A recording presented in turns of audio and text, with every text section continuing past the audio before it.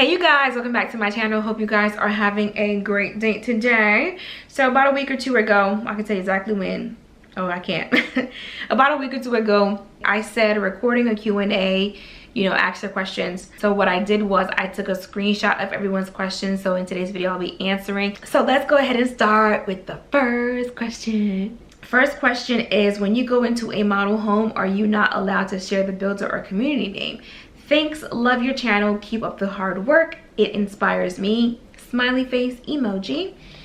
It's not about me not being able to share the community or the builder. I think for me it's more so about privacy, even though a lot of that information is public, but I would rather let people do the work than I give it to them. Someone asked, what did you do before YouTube? How to budget for your home, budget your home decor, furniture. Before YouTube and on YouTube, I pretty much kept on the same schedule, which is budget $1,000 a month, anywhere from $500 to $1,000 a month. So what you have to do is sit down, write all your bills down, figure everything out, and see what you can do. So if it's $300 a month, then you stick to $300 a month, and you look at it as you were looking at any other bill. So you would automatically put $300. Even if you didn't find something that month, still take that $300 and put it away for furniture and decor and stuff like that. What nail color is that you always have on? It's so beautiful. The color is Tammy Taylor P3, and not a lot of people use it. The next question is, most difficult part of growing YouTube and your business. Any suggestions for a new YouTuber? Thank you. I didn't know exactly what I wanted to do, but I knew that I wanted to do YouTube. So when I started off, I was like, oh my gosh, I could do my hair and I could do my makeup and do that, But the reality is I'm not really a glammy girl, although I might, look a little glam here and there. I don't wake up in the morning and think to myself, I have to do my hair. I don't wake up in the morning and think like I have to do my makeup. Like when you guys see me in like my bonnet and like my PJs, that's pretty much how I be. So there was definitely for me in the very beginning a little bit of a disconnect, which is why I always say in the beginning it was more surface, because it was like, hey, look at my bag, and hey, it's my closet, and hey. But I think as I started to grow more and just become comfortable within my skin, I really didn't care too much about looking a certain type of way, and I just kind of did what felt comfortable, which felt really comfortable to me. The most difficult part about growing a business on YouTube is there's actually more benefits than negatives, I will say that. But the negative is people ask you to share your client's home, and keep in mind these are these people's personal home, and they asked for something and I gave them what they asked for, even though sometimes it's against my better judgment, okay? But when you share someone's home and then someone comes in and say, oh, well, you should da-da-da-da-da-da.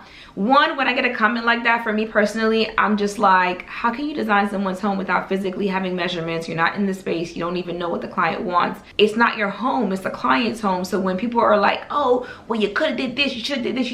No, that's what you like. That's what you want. Those things were suggested, and they said no, they like their space the way that it is. So that's probably the only difficult part, because now my clients have to read these things and then they end up feeling like, well, maybe you are right. I'm like, no, it's your house.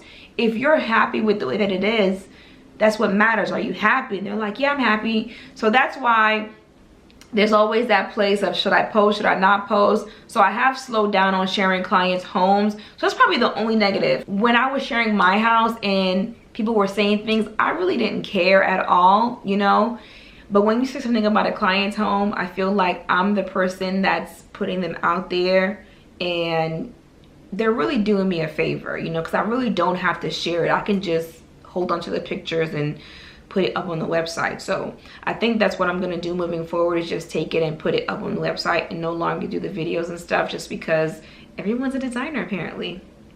Do you have any regrets, and what was your biggest loss? I don't think I have any regrets, and my biggest loss, which ended up being my biggest gain, is time. You always think to yourself, and me personally, I always think to myself like, damn, like if I had did this sooner, or if I had done that, or maybe if I should did this, or maybe I should have spoken up, or maybe I should have done this.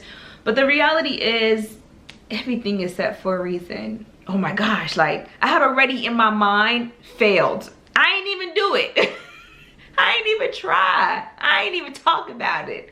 I thought about it and I said, oh girl, you're gonna fail. Don't you even be thinking like that. So I say my biggest loss is time, but at the same time, my biggest gain was also time. And I really don't have any regrets, honestly. The next question is thoughts on luxury townhomes. Is it worth the investment or a single family? This question is really personal. You have to decide if these things matter to you, if that's important to you. For me, what's important is this property going to sell at the end of the day when you buy it, you know? Okay, now that you're spreading your wings as a single mother and entrepreneur, what would you like to see manifest immediately, business-wise, in your life? I can say that I'm single, but I will never claim to be a single mother, because at the end of the day, the kids have another parent, and that other parent is extremely involved in their life, and our schedule is just split up between the two boys. So I'm not gonna claim being a single mother, because I'm not. The way that things are going right now, I'm just really happy and content with consistency. So I guess, you know, I would manifest continual consistency, honestly, and just continual growth. Are you the only child or do you have siblings? I'm the only child. From my mom. So basically, I met my mom when I was 10 years old.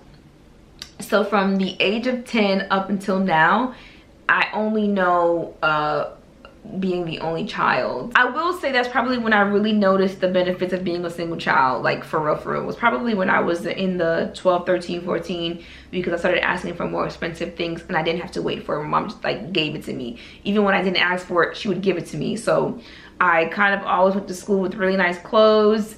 I did, you know, the Hello Kitty, the Spice Girls, like I had all those things growing up. The times in my life where I struggled, I 100% blame myself, because I felt like I was grown.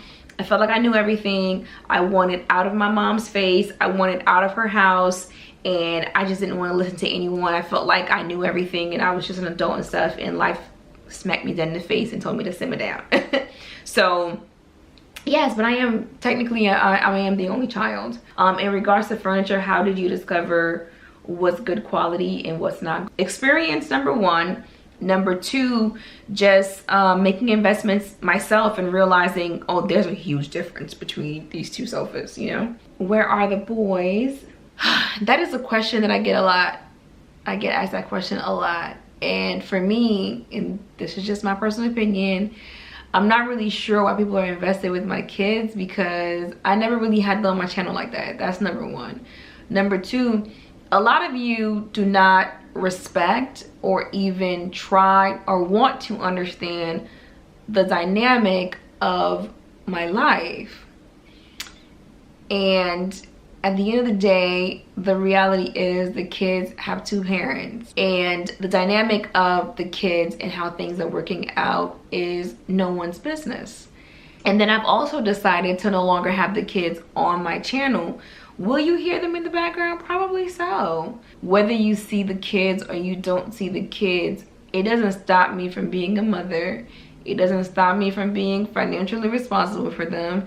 It doesn't stop me from being in their life. You just don't see them. As a matter of fact, I was out with Fashion. I told her, don't record the kids. I just don't feel the need to serve the appetite of people on social media anymore. Like, I just don't, you know? And for me personally, I don't think it's good for me to be out in public and for random people, nice or not nice, to come up to my kids. Like, it's just weird. It's weird. Like, no. Will your home be painted a shade of gray? Funny story. I don't know what is gonna be painted, if it's gonna be gray or what. I have no idea. But I still love gray screen. I still love a few things. And I'm currently working on something, so we'll see what the color ends up being once everything is said and done. We'll see what happens. Why did you decide to take the furniture? I think a lot of you guys are like super shocked about that, but if you follow me and you say you know me, you think you know me, that I think should be like a really, really easy answer. The house is 4,500 square feet, So the furniture was designed to fit that space. Even though I've left the house and I'm moving into a new place, the new furniture does not fit my house. And regardless to what, at the end of the day, like, I plan on blogging, I still plan on getting features, I still plan on like growing and expanding. Like, my objective has not changed, which means I can't talk to you guys about space planning and putting together your space and my house looks crazy. Let me just say this, I'm not a serial dater, don't even know how to do it, okay?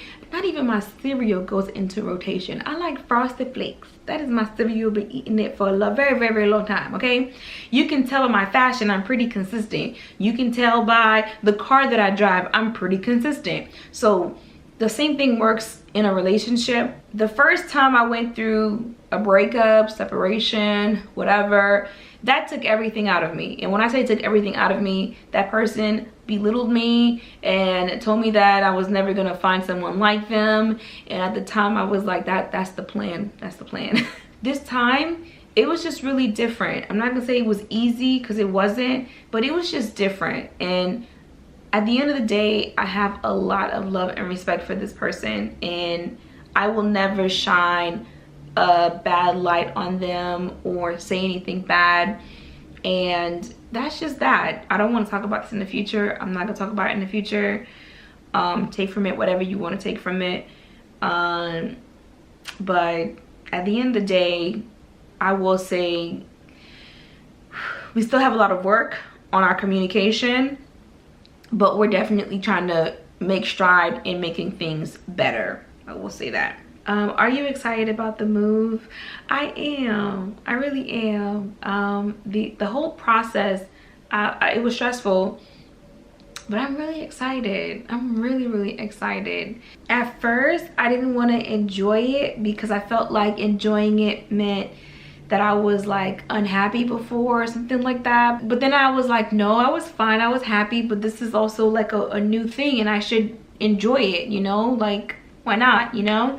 So now I feel like I'm accepting it a little bit better, and I'm actually like being happy.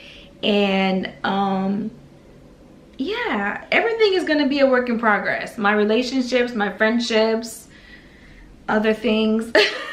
I think like once I actually get in the house is when whatever emotion I'm holding on to is gonna be like let out. So I'm like, oh gosh. But yeah, I'm really excited. I don't really have a question, but just want to say that I 100% support you and love you, and I've seen your growth, and I want to say congratulations. Oh, it's so sweet. Thank you so much. Hey Nadia, I've watched you for a really long time. I get it. Just wanted to say that you have my full support. Thank you. That is so freaking sweet. You know what? While I've been here in Atlanta, like, I've bumped into so many of you guys, and I've gotten nothing but like really sweet and kind and like encouraging words and things like that.